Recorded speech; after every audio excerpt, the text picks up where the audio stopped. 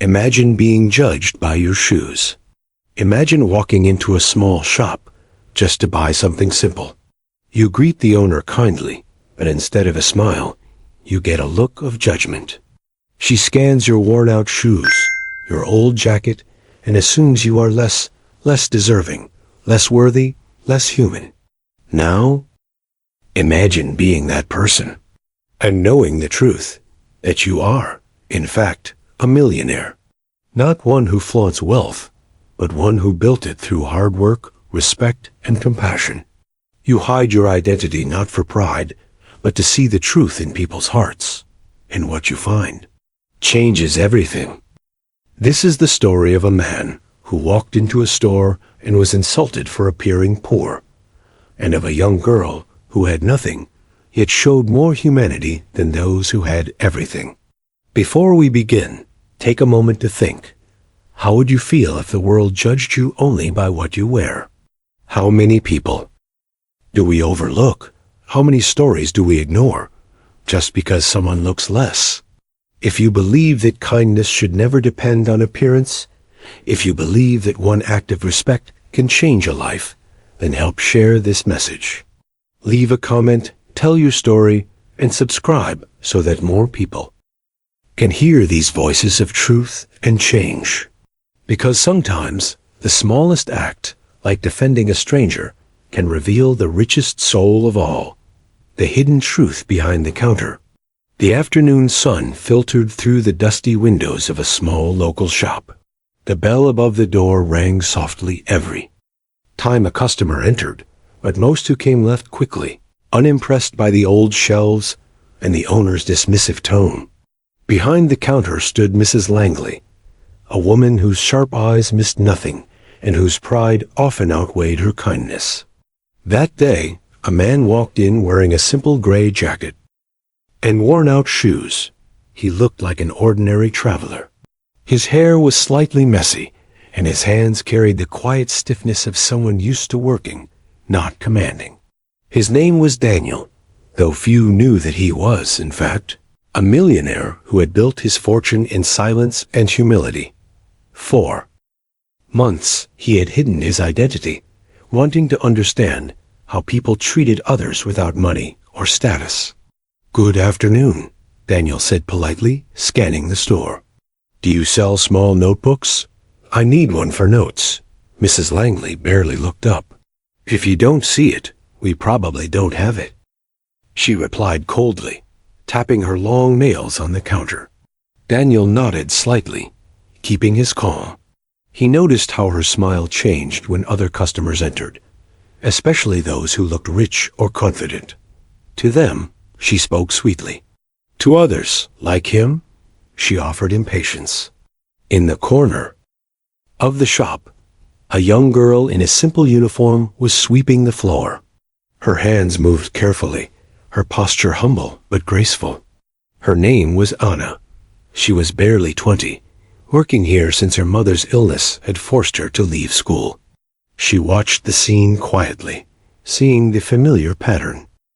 Again, the powerful pretending to be polite, and the humble being treated as invisible. Daniel finally found a notebook, dusty and forgotten, and carried it to the counter. "How much is this one?" he asked. Mrs. Langley looked him up and down. "That one? $5, but it's old. Maybe you should check the cheaper ones in the back." He smiled softly. "This one will do." When he reached for his wallet, Mrs. Langley frowned at the faded leather. "You sure you can afford it?" she muttered under her breath, loud enough for him to hear. Anna froze, her heart clenched with discomfort. She had seen her boss speak like this to many poor customers, but something about this man felt different. His eyes weren't defensive. They were calm, observing, almost sad. "Ma'am," Anna spoke softly, her broom stopping mid-air, "you shouldn't say that to him." Mrs. Langley turned sharply. "Excuse me?" Anna lowered her gaze but stood firm. Everyone deserves respect. The store fell silent for a moment.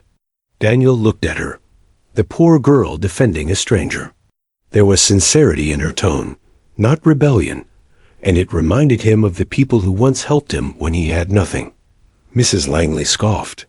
"You should mind your work, girl, or I'll find someone else to sweep this floor." Anna's hands trembled slightly, but she nodded.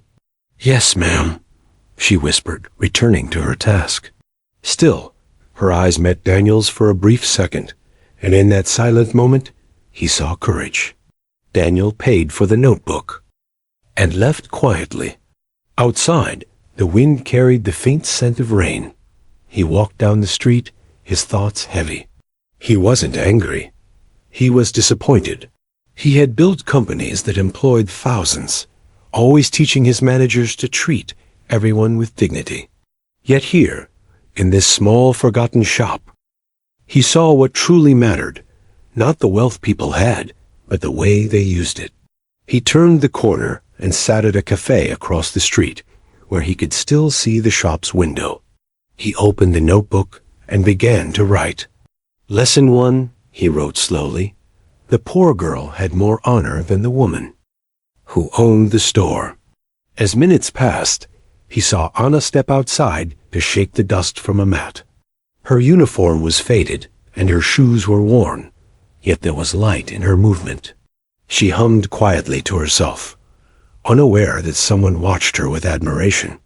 Daniel wondered what her story was. How someone so young could already understand what others spent a lifetime ignoring. He remembered his own past, the days when he cleaned tables in restaurants while dreaming of a better life. Those memories grounded him even now, despite his hidden millions. Then, as he lifted his eyes again, he saw Mrs. Langley yelling at Anna through the doorway. The woman's face was red with anger. Daniel couldn't hear the words, but he saw Anna's tears fall as she bowed her head and went back inside. He stood abruptly, his heart tightening. He wanted to help, but not yet. He needed to see more. Sometimes truth revealed itself in silence. The clouds above grew darker, and a soft drizzle began to fall. Daniel closed his notebook, his decision firm. Tomorrow, he would return, not as a silent observer, but as someone who would test the true character of this small world behind that counter. The revelation of the hidden millionaire. The next morning, the shop opened under gray skies. The streets were still wet from last night's rain, and the air smelled of damp pavement and coffee from the cafe nearby. Mrs. Langley was already behind the counter, arranging the bills in her register, her mood as sour as ever. Anna arrived a few minutes later, her eyes still red from crying, but her spirit quietly unbroken. Daniel stood across the street once again, his jacket zipped against the chill. Today, he wasn't here just to observe. He wanted to reveal something deeper, not only about himself, but about the people who surrounded that small world of pride and humility. When he entered the shop, the bell chimed as before. Mrs. Langley looked up and sighed. "You again?" Daniel smiled gently. "Yes, I wanted to buy something else." She crossed her arms. "We don't run a charity here, sir." Before Daniel could respond, Anna came from the back room carrying a box of supplies. When she saw him, her eyes widened slightly.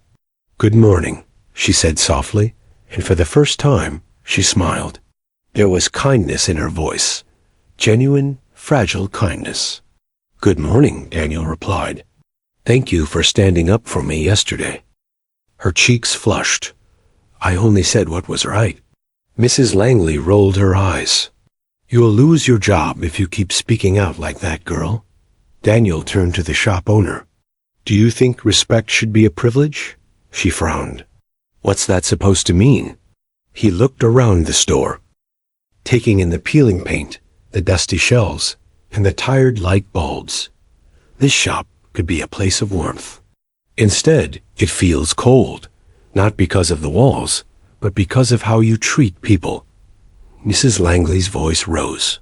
"You come in here talking nonsense about feelings. If you're not buying, leave." Anna stepped forward nervously. "Ma'am, please." Quiet. The woman snapped. Go back to your broom. Daniel took a deep breath, then slowly reached into his pocket. He pulled out his wallet, not the old, worn one from before, but a sleek leather case embossed with a golden crest. From it, he removed a card, black, simple, elegant, the kind used only by those who didn't need to prove their worth. My name, he said calmly, is Daniel Cross. Mrs. Langley's face froze. The name was familiar. Even Anna looked surprised. Everyone in the town had heard of Daniel Cross, a man who had bought and restored half the city's factories, who funded scholarships for workers' children, who never once showed his face in the press. Rumor said he was a millionaire who believed humility was the truest sign of strength. You're him? Mrs. Langley stammered, her arrogance crumbling into fear. I didn't know. Daniel raised a hand. You didn't need to. That's the point. He walked slowly around the shop, his voice steady but firm. Yesterday, you judged me by my shoes. Today, you see me differently, only because of a name and a card. But that girl, he pointed gently toward Anna, saw me as a person before she knew who I was. She defended a stranger not for status, but for humanity. Anna looked down, tears filling her eyes. Daniel turned back to Mrs. Langley. This shop doesn't belong to you anymore. What? She gasped. He placed a folder on the counter. I bought this property. Last week, I planned to renovate it and hire new staff. I wanted to see who was worth keeping. Yesterday, you failed the test. Mrs. Langley's mouth opened in shock, words lost somewhere between fear and regret. Please, I didn't mean. Daniel's tone softened. I don't need your apology. I only hope you think before you treat others that way again. He looked at Anna. Would you stay, Anna? I need someone honest to help run this place. She blinked, unsure if she heard him right. Me? But I only sweep floors. Daniel smiled. That's how I started too. Cleaning tables, listening, learning. The world needs more people who see value where others see dust. Tears rolled down Anna's cheeks. She nodded slowly, unable to speak. Thank you, sir. I won't let you down. You already haven't, he said kindly. As Mrs. Langley gathered her things in silence, Daniel turned to the window, watching. The sky clear. A golden light broke through the clouds, shining over the street. He thought of all the times he had hidden behind simple clothes and quiet steps, searching for truth among strangers. Every time, it reminded him that money could build walls, but kindness could break them. When Mrs. Langley left, Anna remained standing by the counter. The bell above the door rang softly one last time, and peace seemed to return with it. Daniel took a deep breath. Anna, there's one more thing. I want you to continue your studies. I'll cover the cost. It's not charity. It's an investment in someone who believes in respect. Her eyes widened again. I don't know what to say. Just promise me one thing, he replied. Never lose the courage to speak up, even when others don't. She nodded, her voice trembling. I promise. Outside, people began to pass by, curious about the change inside the small shop. The world would soon hear the story of a poor girl who defended a stranger, and of a man who tested humanity and found hope in the most unexpected heart. Later that evening, when Daniel sat alone in his car, he opened the same notebook he had bought the day before. On the next page, he wrote, Slowly, Lesson 2. True wealth is not measured by the money in your pocket, but by the dignity you give to others. He closed the notebook and smiled faintly. Somewhere inside that dusty little store, a new beginning had started, not just for Anna, but for every person who would walk through those doors and finally be greeted with respect. And as the last light of the day touched the horizon, Daniel whispered to himself, Sometimes, to find the truth about people, you must first hide who you are.